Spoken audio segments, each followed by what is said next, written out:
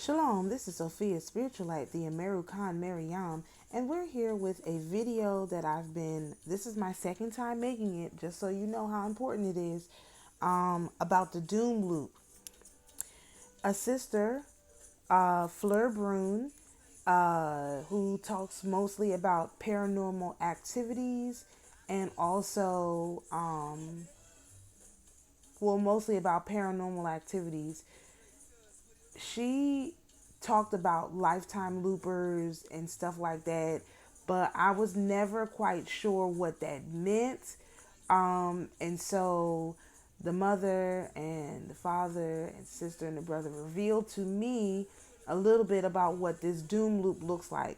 And this comes from research that I've been doing in relation to the timeline and trying to figure out how really everybody keeps saying we're going into Aquarius, but nobody knows what that means. Like, they're like, well, it's when Pluto goes into Aquarius. It's when this happens. Nobody can agree on a date. And so to me, that's one of the telltale signs that there's some kind of magic involved. And so I'm going to make another video about this, but I'll mention this here. The golden rule is do unto others as you would have them do unto you. And so if you're getting back something other than what you put out, that is a proof that someone is using black magic, right? And so since no one, and also when stuff is not specific, because we know when our jubilees are specifically every 50 years it's supposed to be a total jubilee. It's enumerated very specifically. And since Aquarius is it's like another one of those things that they talk about, nobody really knows when. It's like a feeling. It's very, subjective things. And the Most High does not deal in subjective. Like, it's very objective and direct, and subtle. And so, this kind of thing doesn't make any sense. And so, anyway, in my desire to understand why was I told we're in Leo? Well, we're in Leo. What does that mean? How does that play out? We should be able to track this. It should be easy to understand. And so this video is going to explain a little bit of this. So we're going to start out talking about, I'm going to read the Revelation chapter 6, 1-8. And then I'm going to show it to you in the tarot cards. And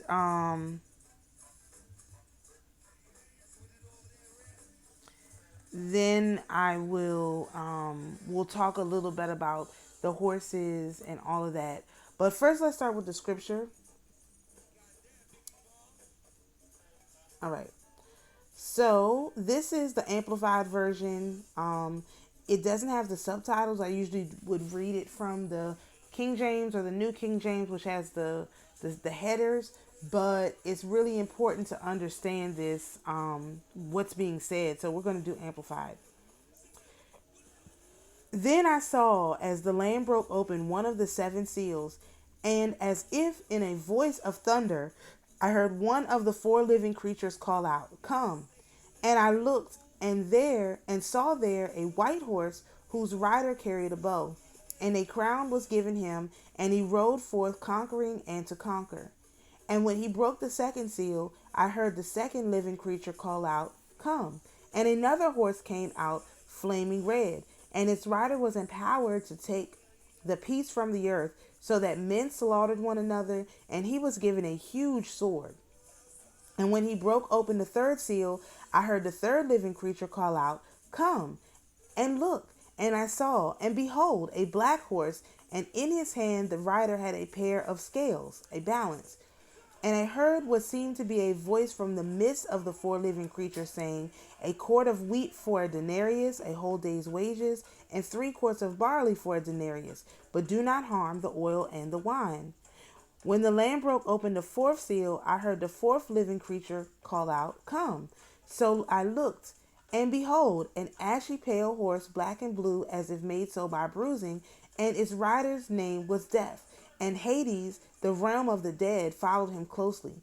And they were given authority and power over a fourth part of the earth to kill with the sword and with famine and with plague, pestilence and disease and with the wild beasts of the earth. Okay, we're going to stop right there. So let's look at these horses. Okay, the white horse was for conquering. The red horse was for slaughter. The black horse was for usury. And the green horse was for straight up robbery. The pale horse is not pale, it's green, okay? That's straight up and down robbery. And it could be that the black and the green are really switched. They switched those so that you wouldn't really understand. But let me kind of... So, one of the indications to me that this is something that we were already experiencing was this whole thing with the horses in general. So let me show you this. This is from a website. You can just, it's like Wiltshire white horses. Okay. You can look this up. This is on Google. This is unbelievable. Let me read you something from this page. Wiltshire is the county for white horses. They are or were at least 24 of these hill figures in Britain, with no less than 13 being in Wiltshire, and another white horse, the oldest of them all, being just over the border in Oxfordshire. Most of the white horses are chalk hill carvings, and the chalk downs of central Wiltshire make it an ideal place for such figures.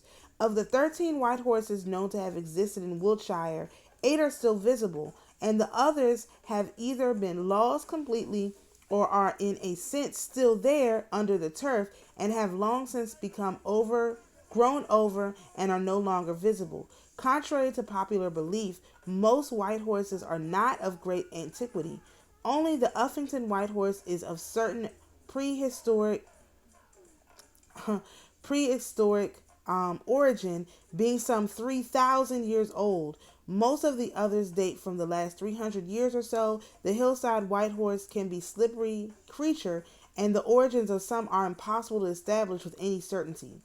This site concentrates on the Wiltshire white horses, but aims to include all known hillside white horses in Britain and elsewhere, and includes some which are not chalk hill carvings, but have been created by other methods. It does not cover hill figures other than white horses. Okay, so this is why they changed it.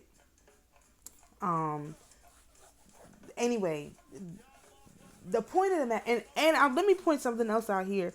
Uffington is Oxon, and Oxon is the same place that they're talking about. One of the places they were talking about in the Cabernagis, talking about the oxen on the hill. So are we talking about the oxen on the hill in Maryland? Or are we talking about the oxen on the hill in England? So this is a whole nother thing. Let's go back to the Bible real quick. Let's look at the first horse. Okay. And a crown was given him. This is in Revelation 6:2. Of course, these white horses would start in England. England is where the crown is. This is the crown that conquered everything, right? This is where this whole mess starts. It starts in England. So that's why there's all these horses in England. So remember, it just said that oxen horse was over 3,000 years old. That means that our Jubilee, our freedom was supposed to start 3,000 years ago. And they doom looped us into repeating this thing over and over again on multiple timelines using the same method. The Leviathan was extremely tricky. And now that thing is gone, and so we can see exactly what has been done. So let me go back to the main screen for a second. Or let me go back to this one. So you have the white horse. That was the first, so the first one was over 3,000 years ago. I'll bet you anything that correlates with the Hammurabi Code. I just thought about that. So we have 3,000 years ago, we were supposed to have our freedom. That didn't work. And so what happened was the Father had to send the Son, Yeshua, to die on the cross so that we could get our Jubilee. That didn't work. And when that didn't work, Yeshua said, I'm going to send the Comforter, which was our sister, Philomena. And when that didn't work, now everybody is here. Everybody is on deck because this thing has to end. These people, they're holding on for dear life. The Leviathan is dead. That part of the story is done. And they still did not want to give this thing up. So the white horse, the conquering horse, that came from Britain. All of these horses emanate out of Britain. I want y'all to understand that. Everything that we're going through in America emanates from Britain. It does not emanate from the Vatican. It emanates from Britain. Our enemy truly is the crown in Britain. Okay? So when we did our fast last year and we took out the queen, that was a huge thing. That was the first step in ending the doom loop for everybody, was to take out the monarch, which we did. Okay? They don't even have the real monarchy right now. Nobody cares about Charles. Nobody cares about those people. We ended the monarchy with our prayers and our fasting, which is to say the Most High, even if the prayers and the fasting are trying to be usurped and whatever, still honors our prayer and our fasting. Okay? So we caused this thing to be over. It was us. All right? And so you have the white horse, you have the red horse, you have the black horse, you have the green horse, which is robbery. The doom loop specifically is keeping us in the arenas of the planets ruled by Saturn. These people are using Saturn because Saturn is one of the most powerful planets and it's the most slow moving planet to keep doom looping us around. So here we have the tarot cards associated with this. This is basically what's been going on. We started in the age of the Empress, ruled by the mother, right? Which is Capricorn, which is ruled by Saturn. And the tools that was used or the tools of the mother are the tower and the stars.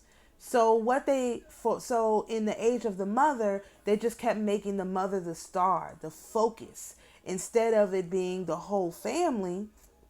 Like you would see here, you could see a whole family, but instead they kept doom looping us into this. It's the mother. Everything is about the mother. It's only the mother. She is the most important. There's no other one. Everyone else is less important. It's only the mother. Only the mother. Only the mother. Only the mother. Using this tower by, destroying people, right? The tower is when you have a huge change, and then using the star to reinforce that huge change, but reinforce it back into pushing the mother as the sole focus. That was completely out of balance with what the Most High wanted. So then when that played out, they would go from the mother to the son, the magician. And magician, of course, is Aquarius energy, and it's the second card in the spiral. It's ruled by Saturn again. And so the tools of the magician are the moon and the sun. So this is why we see all of this moon magic, trying to mess with the sun, moon and sun, full moon, new moon, full moon, new moon, full moon, new moon, doing this magic, because that's the power of this magician energy under Saturn is the moon and the sun. Okay? And so the doom loop is to keep us going from the Empress to the mother to the son, the mother to the son, the mother to the son. Never the father, never invoking the creator, but only the mother and the son, almost like keeping them bound. So the way it's supposed to go, or the way it should have gone, is we should have started with the Empress, then we should have gone to the magician, then we should have gone to the strength. I got these backwards. I'm sorry. We should have gone to the strength card, which is Leo, then we're supposed to go to the Chariot, which is Cancer. Or I don't know if I got this wrong. It could be the Chariot, which is Cancer, ruled by the moon, and then Strength, which is Leo, ruled by the sun. Because we're moving, it depends on if we're going counterclockwise or clockwise. That's a whole nother thing. But this is the energy. We're supposed to bounce back between these four energies. With the Emperor, who is the card 0, the Emperor is outside of space and time.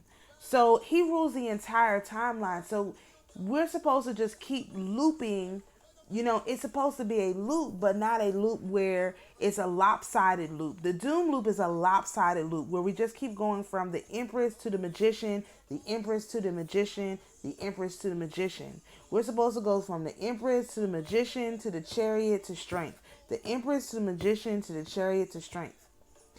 And first of all, like I mentioned, this is the reason the order is like this is because, as you can see, all these cards have yellow backgrounds. The High Priestess, the High Priestess is the sister, is Philomena, but in this family, it is the Strength card because she is the one who stayed with the Most High. And she, as you can see here in the Strength card, the Empress, the Strength, the woman in the Strength card is taming the lion.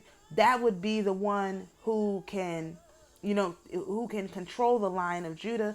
Also the one who stayed with the Father, who would have that power. So that's how you know that's Philomena in her spiritual form. And then when she incarnates into the High Priestess. The High Priestess is also the Sibyl. Okay, which is also a lot of these virgin martyrs were Sibyls. Okay, so and you can also see another reason why they don't like the Chariot and the Strength is because they don't have tools. See, the Empress and the Magician are two of the most powerful cards in the whole spiral because they have the Tower and the Star, and they have the Moon and the Sun. They can control every section of your life. I mean, they can influence every section of your life. They can cause you to have downfalls. They can cause you to have upswings. And these are in the pentacles slice of the tarot spiral. So they control the money. So this is all money based. This is why they have to pay for work to be done. If you don't pay for work to be done, this is just coming out of my mouth. If you don't pay for work to be done, you can't invoke the Empress and the Magician. It requires money. But see, the Strength card and the Chariot, they don't require money. It's just abundance in general. It's just the overflow of your heart. You know what I mean? That's more so the Cups energy. And so this is what they've been doing. They've been keeping us in this, from Empress to Magician, this Capricorn to Aquarius energy, which are both ruled by Saturn, using Saturn, somehow the Leviathan, probably by binding all of the angels to these contracts, and violating the fairness of the contract law, how it's supposed to work. That's how this thing has been doing this. So you will be able to tell people who are stuck in the doom loop, number one, if they are ruled by money, because again, this is the slice that's pentacles, right? And that's one thing. But the second thing is if they don't get to the new energy, meaning there's new energy here. Like I feel today, especially, there's a new energy on deck. And so if they never get into the new energy, then they are probably doom looping. You know what I mean? And so what we want to do is be aware of those people who are in the doom loop. They may come to you at some point and say, what's going on? Why are you doing so well and I'm suffering? You know what I mean? And then you will have to explain to them that, they're on an old timeline. They're in an old paradigm and they have to get out. Because the problem is we have free will. And so because it's been ingrained into us that this loop is acceptable, we have been accepting it. See, they socialized us to accept this gloom and doom, this fear-mongering crap.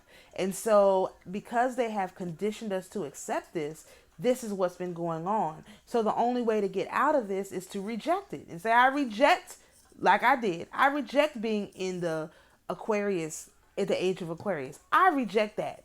Let me be in the golden age, because remember, the chariot energy and the strength energy is the golden age because it's not ruled by money. It's just abundance of everything, not just money.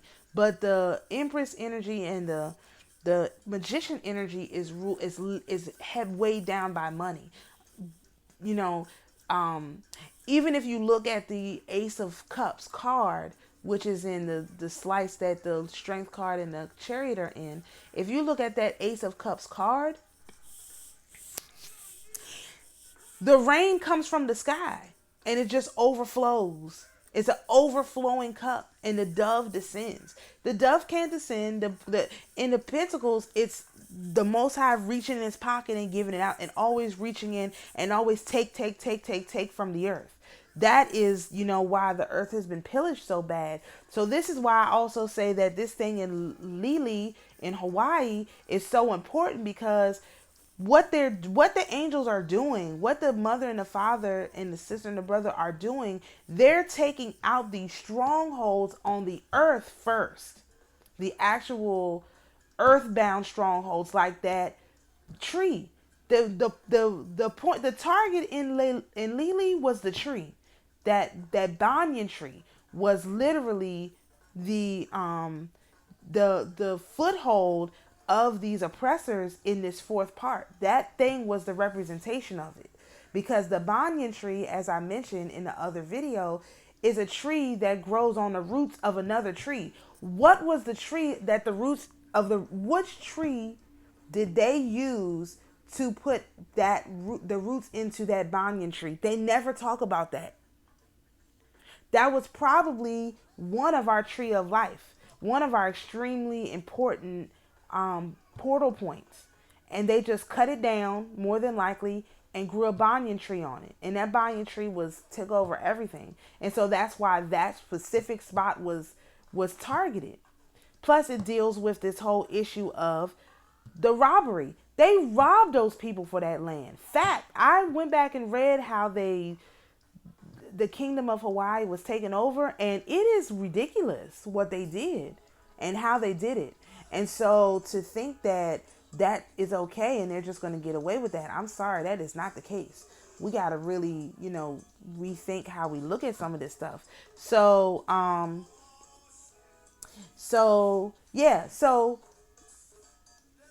hope I didn't give away too much of the strategy, but I want you guys to understand that you're going to see people that are doom looping, and you don't want to engage with these people. You let the people engage, except to treat them with respect. I have a video, ancestor message on my astrotarography channel. We have to rule with love. We want to treat these, these people who don't know with as much love as possible. We don't want to be like our oppressors once we get out of our oppression. That's very important. But you don't fight with these people, because they're stuck in fear and hatred, and they're bound to the earth until they choose to unbind themselves. That's a choice they have to make. And that's why that in the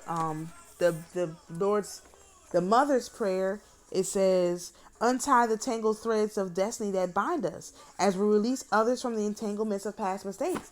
These people are released from their entanglements of past mistakes, but they have to untie the threads that bind them. I can release you from your past mistakes, but if you don't release yourself from your present circumstance, there's nothing that we can do. So we just sit back and we're going to let them do what they do. But in the meantime, we can go into the golden age and leave them right where they are.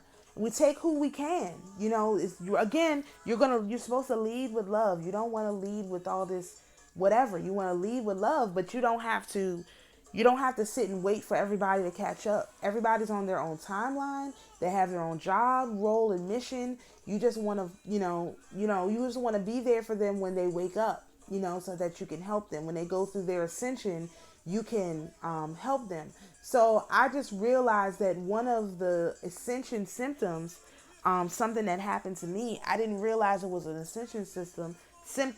This happened to me in 2021, one, I believe. I actually got, I guess it's called vertigo. I had a incident with that where everything was spinning and it was really, really bad. And I ended up in the hospital because I passed out, and they called the ambulance, and I had to go to the hospital and all of that. So they did a CAT scan, and it was inconclusive. So then they did an MRI, which was also inconclusive. And so basically, once I got some sleep, I woke up and I felt better. So one thing you can do is, and I was throwing up. I threw. That's probably what I was throwing up. Everything. I hadn't eaten anything, and then I threw up everything, and I thought it was. I understand a lot now. I thought it was something that I had eaten that made me sick, and I started throwing up, and everything was spinning, and I passed out. I was non-responsive, and then they called. So if you have someone in your house who's not as awakened as you are, and all of a sudden they're throwing up, and the room is spinning, they do have vertigo. If they need to go to the hospital, that's fine, but just understand that it's an ascension symptom. That whole episode of throwing up, having nothing left to throw up and still throwing up, everything is spinning, you pass out, then you wake up and you basically feel better. This is not medical advice, but this is what happened to me, and I just heard that it happened to someone else. That is like an ascension symptom. And so you may notice more people in your life that kind of thing happens to, and you're not really sure what's going on with them. They think there's something wrong.